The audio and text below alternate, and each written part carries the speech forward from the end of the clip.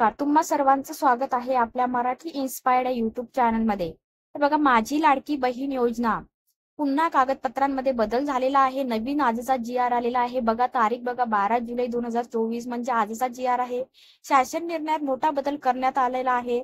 तर जी आर मध्ये काय बदल करण्यात आलेला आहे, ही संपूर्ण माहिती आपण आजच्या व्हिडिओमध्ये बघणार आहोत. तत्पूर्वी जर तुम्ही आपल्या चॅनलवरती नवीन असणार तर आपल्या चॅनलला लगेचच लाईक करा, शेअर करा आणि सबस्क्राईब करायला विसरू नका. चला तर आजच्या जी.आर मध्ये बघूया काय आहे.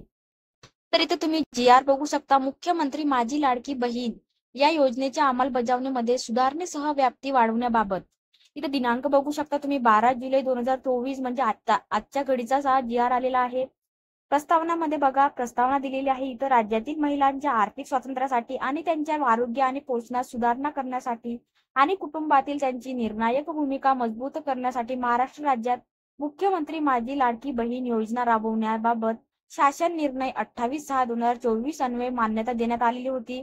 आता या योजनेच्या 28/6/2024 रोजी शासन निर्णयामध्ये अंशतः सुधारणा करून 3/7/2024 रोजी शासन निर्णय निर्गमित करण्यात आला आहे.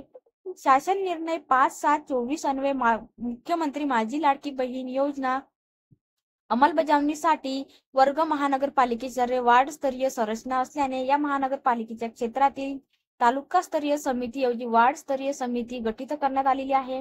तर एकूणच इथं प्रस्तावना दिलेली आहे. आता शासन निर्णय बघा, इथं काय बदल झालेले आहेत तर इथं तुम्ही बघू शकता.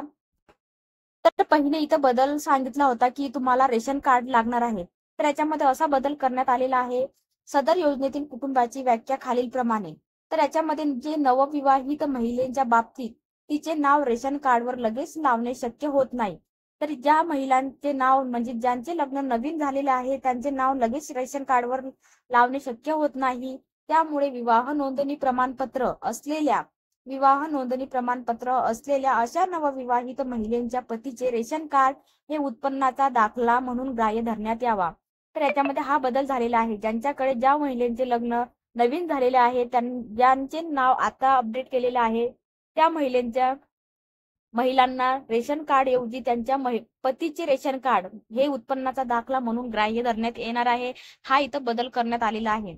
आता परराज्यात जन्म झालेल्या व ती सध्या महाराष्ट्रात वास्तव्यात असेल त्या महिलेने महाराष्ट्रातील आदिवास असणाऱ्या पुरुषासोबत बरोबर विवाह केला असेल तर अशा बाबतीत त्यांच्या पतीचे एक जन्माचा दाखला, इथं बघू शकता, अशा महिलांच्या जन्माचा दाखला किंवा शाळा सोडल्याचे प्रमाणपत्र किंवा आदिवास प्रमाणपत्र ग्राह्य धरण्यात येईल. याशिवाय महिलेच्या पतीचे 15 वर्षापूर्वीचे रेशन कार्ड लागेल आणि 15 वर्षापूर्वीचे मतदान कार्ड ग्राह्य धरण्यात येईल. सदर योजनेचा लाभ घेण्यासाठी पोस्टातील बँक खाते ग्राह्य धरण्यात यावे. आता याचा लाभ घेण्यासाठी बघा, पोस्टातील जी बँक आहे, बँक खाते तीच ग्राह्य धरण्यात यावे. योजनेच्या ऑफलाईन अर्जावरील लाभार्थी महिलांच्या लाभार्थी महिलेच्या फोटो काढून ते ऑनलाईन अर्ज दाखल करण्यासाठी सुद्धा ग्राह्य धरण्यात यावे.